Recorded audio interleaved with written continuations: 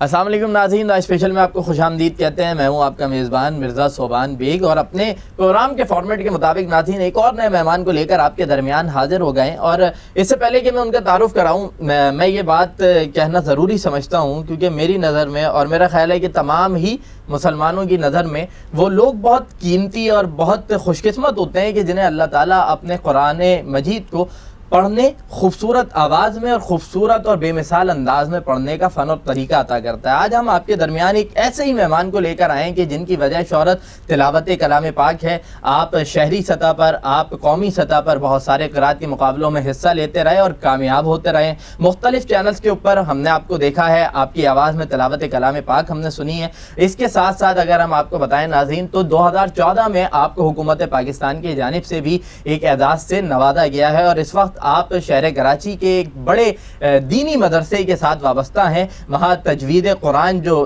نئے طلبہ ہیں انہیں سکھاتے ہیں اور ان کی رہنمائی فرماتے ہیں۔ ہمارے پروگرام میں آج ہمارے ساتھ موجود ہیں قاری حبیب الرحمان صاحب۔ قاری صاحب، آپ کو پروگرام میں خوش آمدید کہتے ہیں۔ قاری صاحب کہیے گا کیسے مزاج ہیں، زندگی کیسی گزر رہی ہے؟ الحمدللہ، آپ کی دعائیں اچھی گزر رہی ہے زندگی میری۔ قاری صاحب، آپ سے بہت ساری باتیں کرنی ہیں۔ آپ کا جو پورا ایک قرات کا جو ایک کیریئر جسے میں کہوں گا ہے، اس پہ بھی بات کریں گے، لیکن تھوڑا ذرا اپنے بچپن کے بارے میں بتائیے گا۔ بچپن کہاں گزرا؟ کیونکہ دیکھنے میں تو آپ کراچی والے نہیں لگتے، غالباً آپ کا تعلق کسی اور علاقے سے ہو، تو یہ بھی بتائیں کہ کس علاقے کے رہنے والے ہیں یا کراچی کے ہی رہنے والے ہیں، اور بچپن کیسا گزرا؟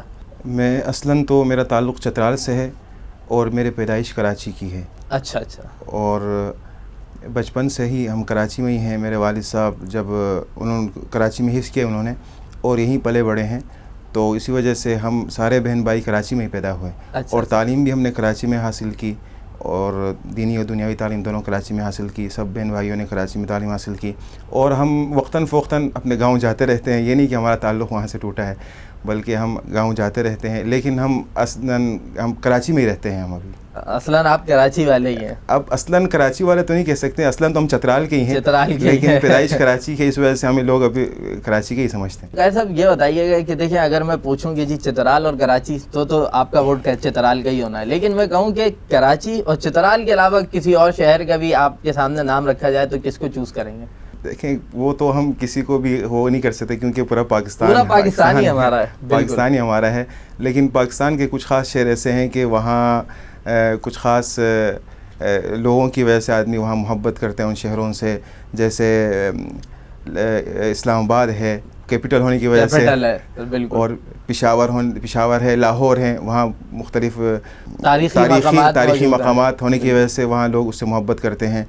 جو مجھے سب سے مطلب خوبصورت شہر لگا وہ اسلام آباد ہی ہے۔ میں نے کئی پروگرام کیے اسلام آباد میں، تو بڑا مثلا ماشاء اللہ وہاں پر بہت جدید شہر ہے، آپ اس کو جدید کہہ سکتے ہیں، جدید شہر، ڈیولپ شہر ہے بالکل۔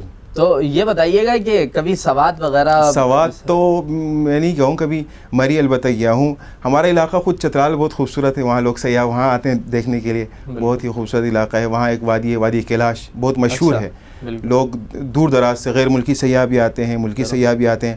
وہاں ایک شندور میلہ ہوتا ہے، پولو، شندور میں ایک میلہ ہوتا ہے پولو، تو وہاں پر گلگت اور چترال کے مابین مقابلہ ہوتا ہے، تو وہ بھی مطلب اس کو وہ دیکھنے کے لیے بھی غیر ملکی سیاح آتے ہیں۔ پاکستان سے تو آتے ہیں، لیکن غیر ملکی سیاح بھی وہاں وہ میچ دیکھنے کے لیے آتے ہیں۔ یہ ایک حقیقت ہے ناظرین کہ قدرتی حسن سے اور معدنی ذخائر سے ہمارا پاکستان مالا مال ہے، اور سورہ رحمان کی جسے کہا جائے کہ عملی تفسیر کوئی ہے تو وہ پاکستان ہے۔ قاری صاحب، یہ بتائیے گا کہ آپ نے یہ تو بتایا کہ تعلیم یہی ہوئی، کراچی میں ہی ہوئی، تو کس علاقے سے ابھی تعلق ہے؟ اسی گھر میں رہ رہے ہیں جہاں بچپن سے رہتے تھے، یا گھر تبدیل کیا ہے؟ اور آغاز میں پڑھنا شروع کیا، اسکول سے تعلیم کا آغاز کیا ہے، مدرسے سے کیا؟ یہ شروع میں اسکول پرائمری جماعت تک، اس کے بعد حفظ کرنے کے بعد پھر دوبارہ ہمارا ایک سلسلہ تعلق جڑ گیا اسکول کے ساتھ۔ میٹرک کرنے کے بعد پھر درس نظامی، اس کے بعد پھر اس کے ساتھ ساتھ پرائیویٹ، پھر میں دنیاوی تعلیم حاصل کرتا رہا۔ پھر دور حدیث کے بعد تخصص قرات میں اسپیشلائزیشن الحمدللہ میں کر چکا ہوں، اور اب الحمدللہ کراچی یونیورسٹی میں ایم اے کا طالب علم ہوں۔ دین کے ساتھ ساتھ دنیا بھی آپ لے کے چل رہے ہیں، اور میرا خیال ہے کہ آپ میری اصلاح بھی کیجیے گا کہ یہی ہمارے دین کا بھی حکم ہے کہ دینی تعلیم کے ساتھ ساتھ دنیاوی تعلیم لازم ہے۔ بالکل، دونوں ضروری ہیں، دونوں تعلیم حاصل کرنا جو نہیں بہت ضروری ہے. تو آپ لوگ بھی جو لوگ دیکھتے ہیں جو علم کو اس قدر اہمیت نہیں دیتے کہ تعلیم کو اہمیت دیں, تعلیم حاصل کرنا, میں تو یہ کہتا ہوں کہ تعلیم حاصل کرنا بحیثیت انسان تو ضروری ہے لیکن بحیثیت مسلمان ہم پہ فرض ہے کہ ہم اسے حاصل کریں. قاہر صاحب یہ بتائیے گا کہ آپ نے بتایا کہ حافظ ہیں ماشاءاللہ, پاکستان وہ ملک ہے کہ جس میں ایک بہت بڑی تعداد میں حفاظ موجود ہیں, ایک بہت بڑی تعداد میں علماء موجود ہیں, ہزاروں کی تعداد میں جوان عالم دین ہمارے سامنے آ رہے ہیں, لیکن یہ جو قرأت کی جانب آنے کا معاملہ ہوا, کیونکہ اتنے سارے لوگ ہیں ہر کوئی نہیں آتا, تو یہ آپ کو کیا بچپن سے کوئی شوق تھا, کسی نے ترغیب دلائی ہے, کسی سے آپ نے انسپریشن لی کہ میں نے جی ان کی طرح بننا ہے اور آپ بھی چل پڑے اسی راہ پہ؟ دیکھیں صوبان بھائی, آدمی جب تک اس کے سامنے ایک منزل نہ ہو اور وہ محنت شوق و لگن نہ ہو, کبھی آدمی اس منزل تک پہنچ نہیں سکتا. اس کے سامنے ایک منزل ہو, کوئی ایسا شخص ہو, اس کو دیکھ کر اس کو اپنے سامنے رکھتا ہے تو آدمی آگے بڑھتا ہے. میرے چچا ہیں, وہ بہت اچھے قاری ہیں, اس وقت سعودی عرب میں ہوتے ہیں. وہ میں ان کو دیکھتا تھا بچپن میں کہ وہ بالکل دروازے وغیرہ بند کر کے الگ کمرے میں بالکل مشق کرتے تھے, یہ ریاض بار بار مسلسل پریکٹس کرتے تھے. تو مجھے تو نہیں معلوم, والد صاحب کہتے تھے, میرے والد صاحب بتاتے ہیں کہ آپ کے چچا جو ہے نا بعض دفعہ عشاء کی نماز کے بعد شروع ہو جاتے ہیں فجر کی اذان تک, ماشاءاللہ, کہ پوری رات وہ مشق کرتے تھے ریاض. تب جا کر اللہ, دیکھو یہ آدمی جب مسلسل محنت کرتا ہے, اللہ تعالیٰ انسان کی محنت کو کبھی ضائع نہیں کرتے.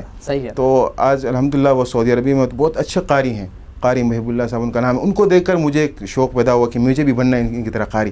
تو میں ان سے سیکھتا رہا, پھر دوسرے اساتذہ سے میں سیکھتا رہا. مطلب مین جو میرے سامنے میں نے بچپن میں جن کو دیکھا ہے, جن کی وجہ سے میرے اندر ایک شوق اور جذبہ پیدا ہوا, وہ میرے چچا جان ہیں, جنہوں نے آپ کو راہ دکھائی. بالکل راہ دکھائی, کی طرح بالکل. آپ نے تذکرہ کیا ہے کہ چچا آپ کے سعودیہ میں ہوتے ہیں.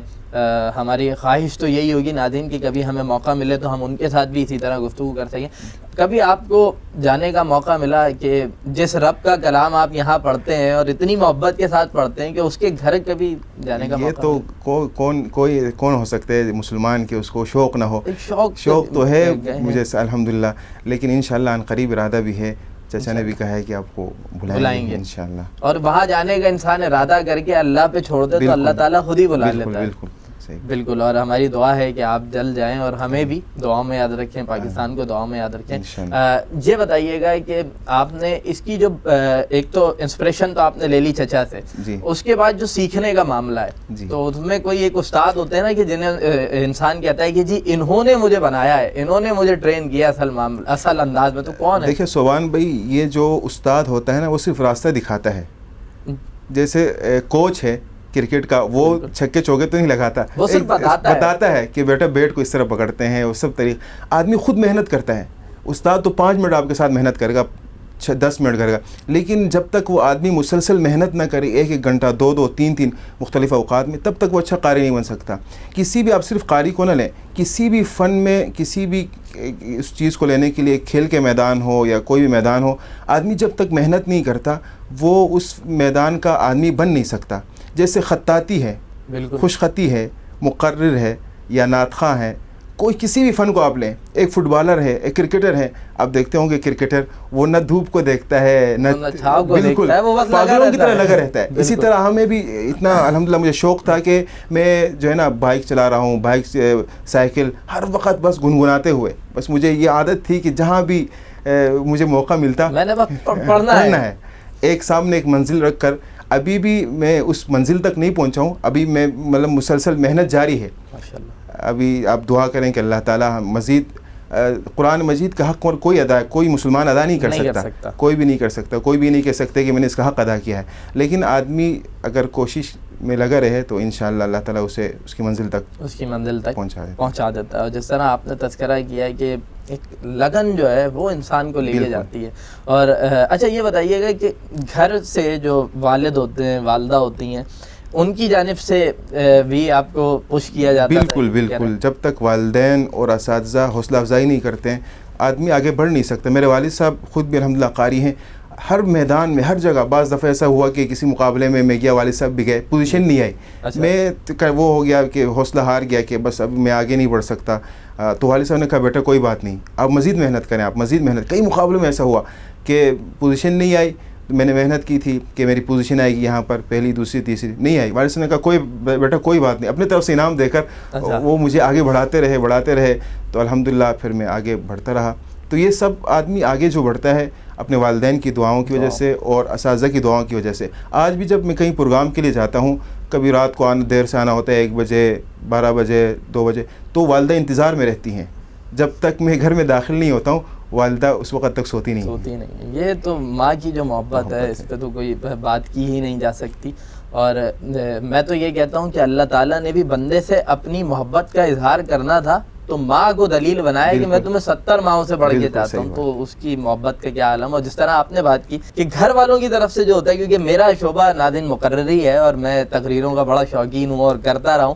تو ہم جب چھوٹے تھے تو ہم تقریر یاد کرتے تھے، تو اس کے بعد والدہ یہ کہتی تھی کہ جی جتنی بار تقریر سناؤ گے ہر تقریر پہ 1 روپیہ انعام ملے گا. اور ہم پیسے کی لالچ میں بار بار تقریر سناتے تھے اور پھر وہ شوق لگا تو پھر وہ کرتے ہی چلے گئے. اور بہرحال اللہ تعالیٰ نے بہت سارے مقامات پہ کامیابیاں بھی دیں. یہ بتائیے گا قاری صاحب کہ یہ پورا آپ کا سفر ہے، اس میں جو سیکھنے کا جو معاملہ ہے اس میں مشکلات بھی آتی ہوں گی، پریشانیاں بھی آئی ہوں گی، تو کن مشکلات کا سامنا کرنا پڑا؟ دیکھیں کہ آدمی جب کسی میدان میں قدم رکھتا ہے تو مشکلات تو ضرور پیش آتی ہیں، لیکن آدمی ان مشکلات کے ساتھ مقابلہ کرتا ہے تب اسے کامیابی ملتی ہے. اگر وہ ان مشکلات کی وجہ سے حوصلہ ہار جاتا ہے تو پھر ظاہر سی بات ہے وہ کامیاب نہیں ہوتا بلکہ ناکام ہوتا ہے. مختلف بہت سارے ایسے لوگ اس میدان میں آئے، اس مطلب جب میں نے اس فیلڈ میں قدم رکھا، بہت سارے لوگ ایسے بھی تھے جنہوں نے حوصلہ افزائی کی، بہت سارے لوگ ایسے بھی تھے جنہوں نے حوصلہ شکنی کی کہ بھائی تم نہیں بن سکتے یار، چھوڑ دو، کیا کر رہی ہے. بہت سارے اب وہ لوگ جنہوں نے حوصلہ مجھے یاد بچپن میں ہوتا ہے نا، آدمی وہ بھولتے نہیں ہیں، جو جن لوگوں نے کہا تھا آج بھی وہ کہتے ہیں یار ہمیں امید نہیں تھی کہ آپ اس حد تک جاؤ گے. تو ہر طرح کے لوگ ملتے ہیں، میں ان کے بھی شکریہ ادا کرتا ہوں لوگوں کا، کیونکہ ان کی وجہ سے مزید آدمی کے اندر ایک شوق اور جذبہ پیدا ہوتا ہے کہ اب مجھے کر کے دکھانا ہے. تو میں ان لوگوں کا بھی شکریہ ادا کرتا ہوں جنہوں نے جو ہے نا حوصلہ شکنی کی یا حوصلہ افزائی کی.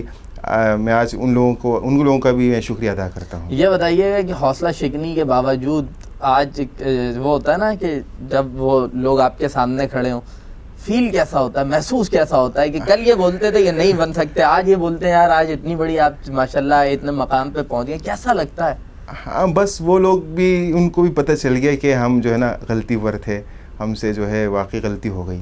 تو ابھی کبھی میں نے ان کے اوپر ظاہر تو نہیں کیا، لیکن مجھے یاد ہے، یقیناً ان کو بھی یاد ہوگا، انہوں نے یہ باتیں کی.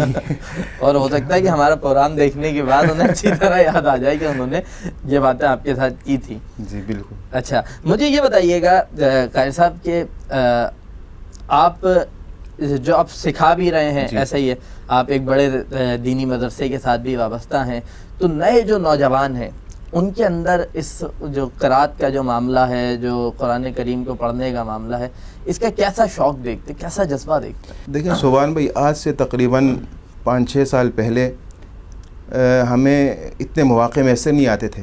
مثلا ہم تو فالو کرتے ہیں مصری قراء کو، ان کو سنتے ہیں کیونکہ ان کی ظاہر سی بات ہے وہ اہل لسان بھی ہیں، اہل زبان بھی ہیں، تو اس وجہ سے اللہ تعالیٰ نے ان کی آواز میں اس تاثیر رکھی. جیسے قائد الباسی صاحب رحمہ اللہ ہیں، شیخ صدیق منشاوی ہیں، شیخ مصطفیٰ اسماعیل ہیں، وہ عرب ہیں اصل.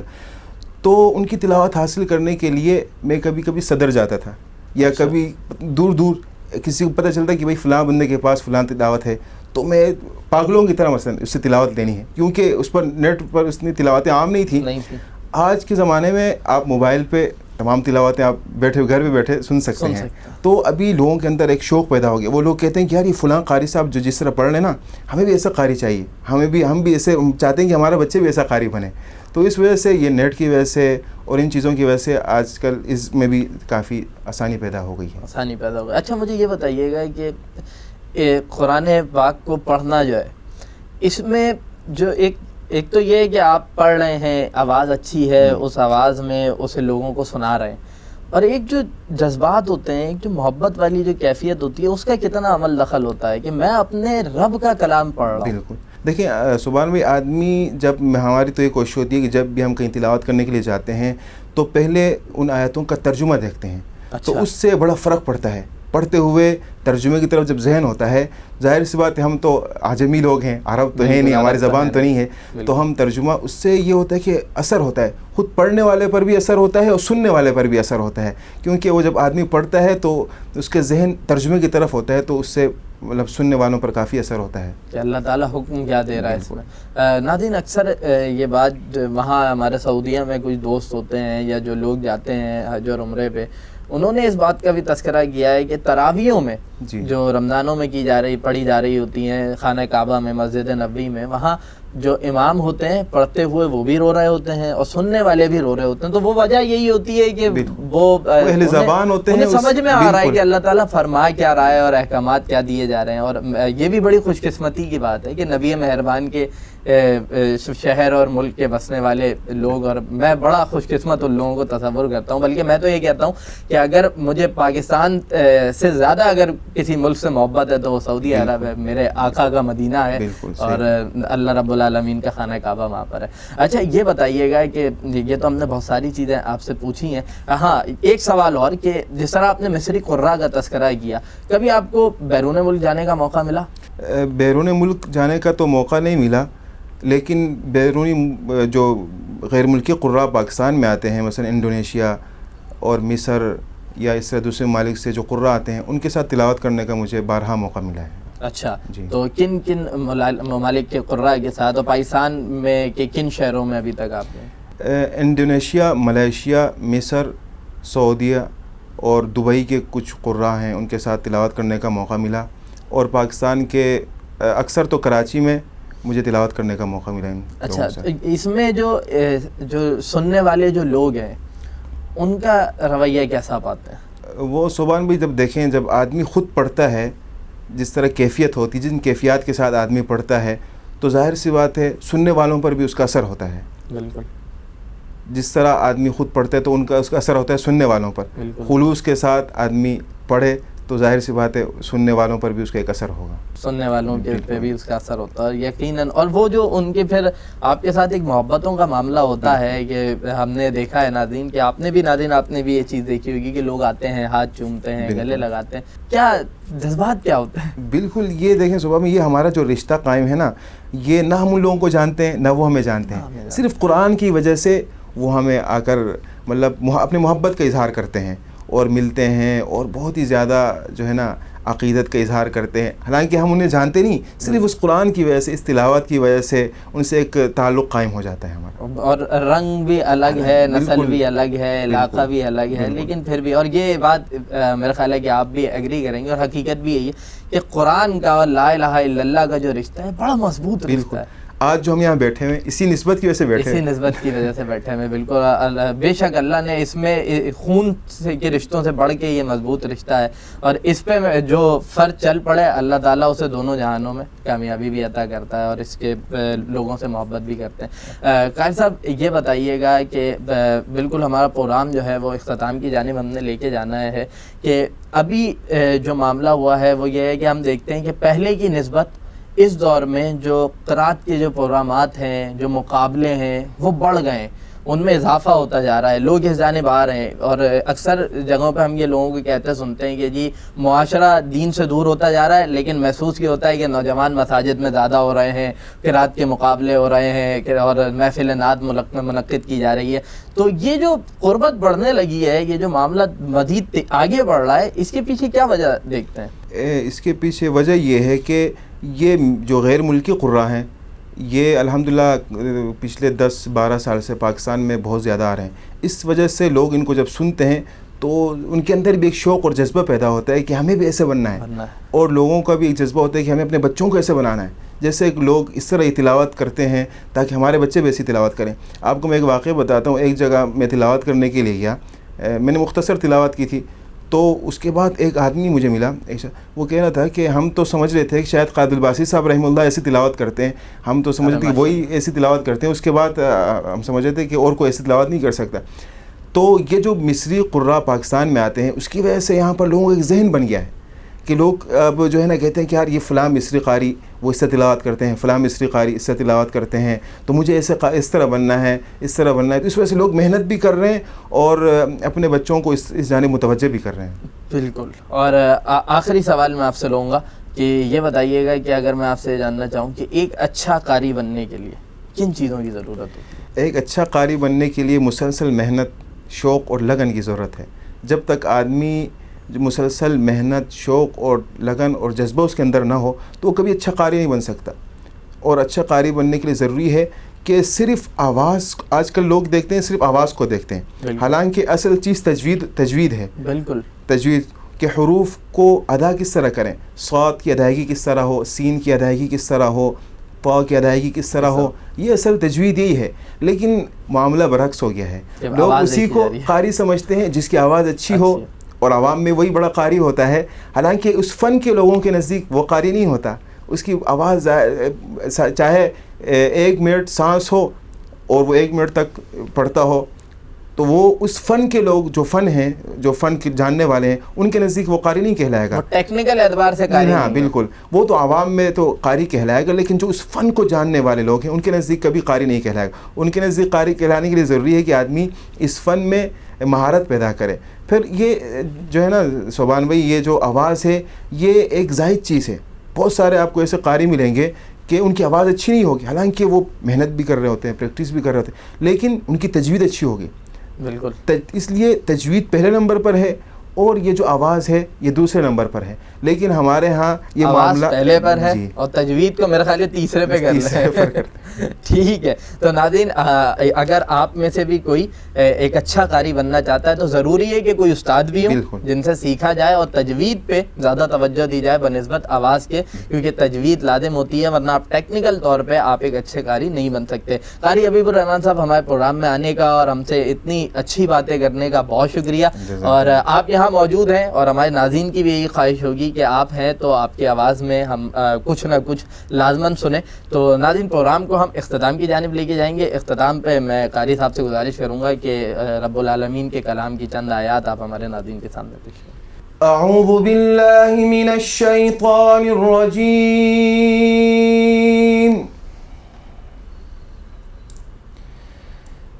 بسم اللہ الرحمن الرحیم.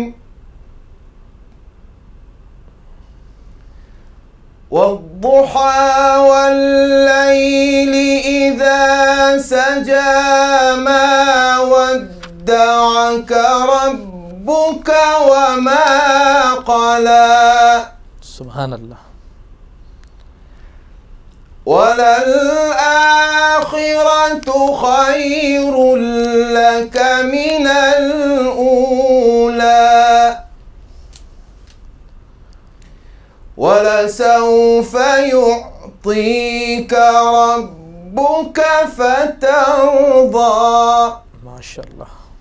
والضحى والليل إذا سجى ما ودعك ربك وما قلى وللآخرة خير لك من الأولى ولسوف يعطيك ربك فترضى. سبحان اللہ. ألم يجدك يتيما فآوى ووجدك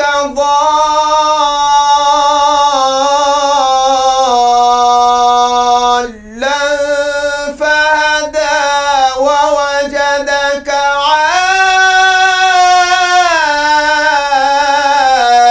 عائلا فأغنى.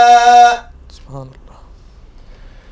فأما اليتيم فلا تقهر وأما السائل